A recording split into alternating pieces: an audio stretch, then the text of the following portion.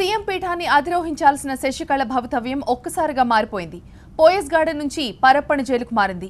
ఉదయం ఉప్మాతో మొదలై రాత్రి సాంబార్ రైస్తో సరిపెట్టుకునే పరిస్థితి వచ్చింది.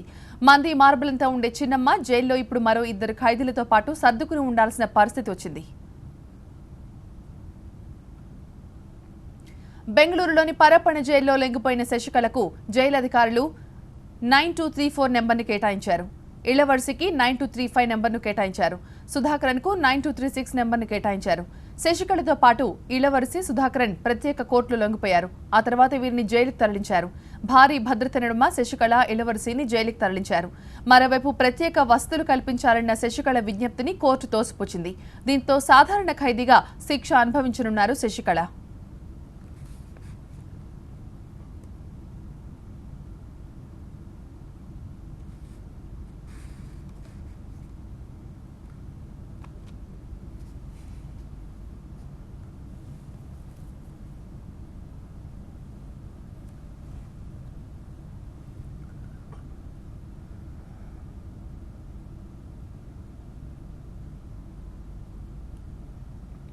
అంతకుముందు చెన్నైలోని జయ సమాధి దగ్గర 3 శపథాలు చేశారు శశికళ. 1 పార్టీని ముక్కలు చేయాలనుకునే వారి కుట్రలను తిప్పికొడతానని, 2 పార్టీని ఏకతాటిపై నడిపి నీ ఆశయాలు నెరవేరుస్తానని, 3 పార్టీకి ద్రోహం చేసిన వారి అంతు చూస్తానని. జయ సమాధిపైన చేయితో బలంగా కొడుతూ ఈ 3 శపథాలు చేశారు శశికళ. మొన్న నేను సింహాన్ని అని గట్టిగా చెప్పిన శశికళ ఇవాళ ద్రోహం చేసే వారి అంతు చూస్తానని చెప్పడం తమిళ రాజకీయాల్లో కొత్త చర్చకు తెరలేపింది. జైలుకు బయలుదేరే ముందు పోయస్ గార్డెన్ నుంచి జయ సమాధి దగ్గరకు చేరుకున్న శశికళ ఆమెకు నివాళులర్పించారు. ఆ తర్వాత రౌద్ర రూపం దాల్చిన శశికళ ఈ 3 శపథాలు చేశారు. మనసులో ప్రార్థన చేస్తూ జయ సమాధిపై గట్టిగా కొడుతూ శపథం చేశారు. 3 సార్లు ఆమె ఇలా చేశారు. 3వ శపథం చేసేటప్పుడు శశికళ ఉగ్ర రూపం కనిపించింది. పళ్ళు బిగబట్టి ఎర్రని కనుగుడ్లతో తీవ్రమైన ఆవేశం, ఆవేదన ఆమెలో స్పష్టంగా కనిపించాయి. తమ ప్రత్యర్థులను విడిచిపెట్టేది లేదు అని, తమ పార్టీలో చీలికకు ప్రయత్నిస్తున్న నేతలను వదిలిపెట్టేది లేదని అమ్మ సాక్షిగా చిన్నమ్మ 3వ శపథం చేయటం ఇప్పుడు ఉత్కంఠను పెంచింది.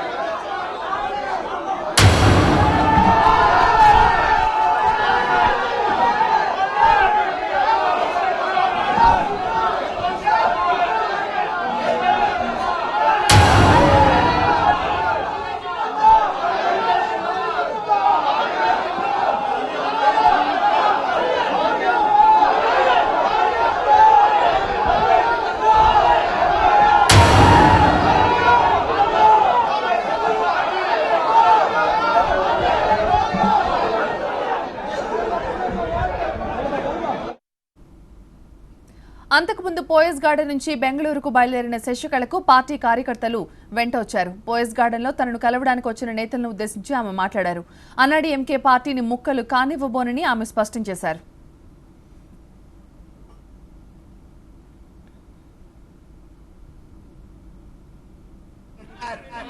அதே போல அம்மா சிங்கம் போல் இருந்தவர், அவருடன் கூட பயணித்த எனக்கு துணிவு, அதனால் நான் பயப்படவில்லை. நீங்களும் உங்களுடைய பணிகளை சிறப்பாக செய்து கொண்டிருக்க வேண்டும். நான் எங்கு இருந்தாலும் கட்சி பணிகளையும் உங்களையும் பற்றி கேட்டுக்கொண்டுதான் இருப்பேன். எல்லா பணிகளையும் நான் கவனித்துக் கொண்டுதான் இருப்பேன். நான் வெளியில் வரும்போது மீண்டும் அனைத்து இந்திய அண்ணா திராவிட முன்னேற்ற கழக தமிழகத்தில் உண்டாக்குவோம். கவலைப்படாமல் நீங்க எல்லாம் செயல்படணும். அதனால எனக்கு தயவு செய்து தர்மத்துக்கு சோதனை வரும், அந்த சோதனையில வென்று காட்டணும். அதனால தயவு செய்து யாரும் அழுவ வேண்டாம், சொல்றத கேளு, அழுவாம இருங்க, என்ன குறிச்சலோட இருங்க அப்படிங்கறத கேட்டுக்கிட்டு என்னோட உரையை முடிக்கிறேன். நன்றி, వణకం. బెంగళూరు పరప్పన అగ్రహార జైలు దగ్గర కొందరు వ్యక్తులు హంగామా సృష్టించారు. శశికళను జైలుకు తరలించే సమయంలో ఆమె వాహన శ్రేణిపై దాడి చేశారు. పోలీసులు నిలువరించే ప్రయత్నం చేసినా ఏమాత్రం వెనక్కి తగ్గలేదు. శశికళను దూషిస్తూ ఆమె వాహనాలను అడ్డుకున్నారు. శశికళకు వ్యతిరేకంగా పెద్ద పెట్టున నినాదాలు చేశారు.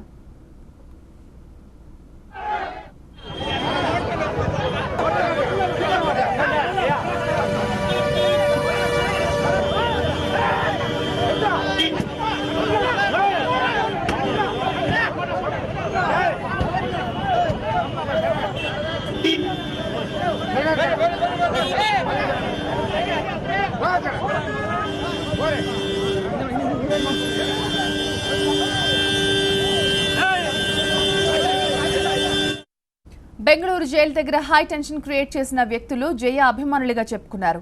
అయితే వారంతా పన్నీర్ సెల్వం మద్దతుదారులని శశికళ వర్గం ఆరోపించింది. రంగంలోకి దిగిన పోలీసులు విధ్వంసానికి ప్రయత్నించిన వ్యక్తులను చెదరగొట్టారు.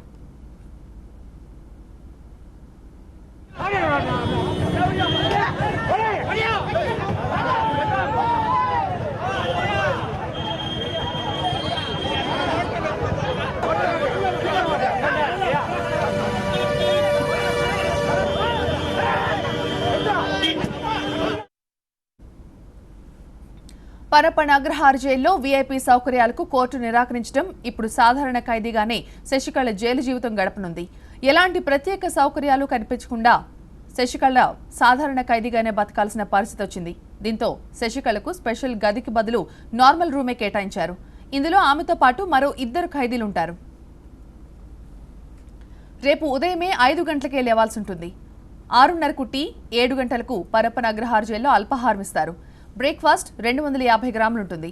సోమవారం నుంచి శుక్రవారం ఉప్పట్టు, మంగళవారం శనివారం అటుకులు, బుధవారం లెమన్ రైస్, గురువారం వెజిటబుల్ పులావ్, ఆదివారం పులిహోర ఇస్తారు.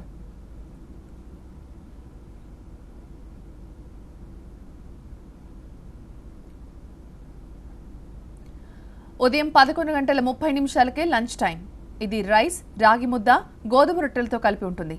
సాయంత్రం 4 గంటలకు టీ, ఇక 7 గంటలకే డిన్నర్ వడ్డిస్తారు. డిన్నర్లో కూడా రైస్, రాగి ముద్దలు వడ్డిస్తారు.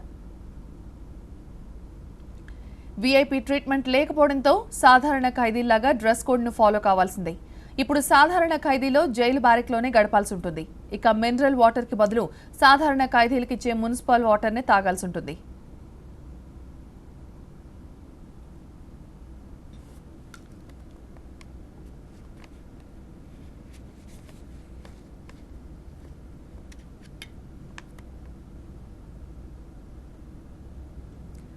రోజులు గడుస్తున్నాయి. అక్రమాస్తుల కేసులో శశికళ జైలుకు వెళ్లారు. కానీ ఇప్పటికీ గవర్నర్ నుంచి ఎలాంటి నిర్ణయం రాలేదు. పన్నీర్, పళనిస్వామి వర్గాలు గవర్నర్ను కలిసినా ఎలాంటి నిర్ణయం తీసుకోలేదు. అటు రాజకీయం మొత్తం రిసార్ట్ నుంచి రాజ్భవన్కు చేరడంతో విద్యాసాగర్ రావు తీసుకునే నిర్ణయంపైనే తమిళనాడు భవిష్యత్ ఆధారపడి ఉంది. పళనిస్వామి గవర్నర్తో భేటీ అయిన వెంటనే మరోసారి విద్యాసాగర్ రావును కలిశారు పన్నీర్ సెల్వం. మైత్రేయన్, పాండ్యన్తో కలిసి గవర్నర్తో సమావేశమయ్యారు. శశి అండ్ కో ఎమ్మెల్యేలను బందీగా చేశారని, తమకు అవకాశం కల్పించాలని కోరారు పన్నీర్. నిన్ననే గవర్నర్ను కలిసి ఎమ్మెల్యేల మద్దతు లేఖను అందించిన ఏఐడీఎంకే శాసనసభాపక్ష నేత పళనిస్వామి ఇప్పుడు మరోసారి విద్యాసాగర్ రావును కలిశారు. 124 మంది ఎమ్మెల్యేల మద్దతు ఉందని, ప్రభుత్వ ఏర్పాటుకు అనుమతి ఇవ్వాలని కోరారు. అంతేకాదు, త్వరగా నిర్ణయం తీసుకోవాల్సి ఉన్నప్పటికీ గవర్నర్ నుంచి ఎలాంటి హామీ రానట్లు సమాచారం.